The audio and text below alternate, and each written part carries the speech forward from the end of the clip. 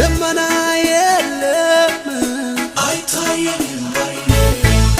ነፋስም የለም አይታየኝም ባይኔ ሳላይ አምናለሁ እንዲህ ይሆናል ባዶ ሸለቆ ውሃ ይሞላል ይሄ ነው የገባኝ ዝም ብሎ መዘመር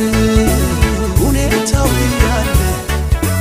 እግዚአብሔርን ማክበር ይሄ ነው የገባኝ ዝም ብሎ መዘመር ሁኔታው ያለ እግዚአብሔርን ማክበር ደመና የለም አይታየኝም ባይኔ ነፋስም የለም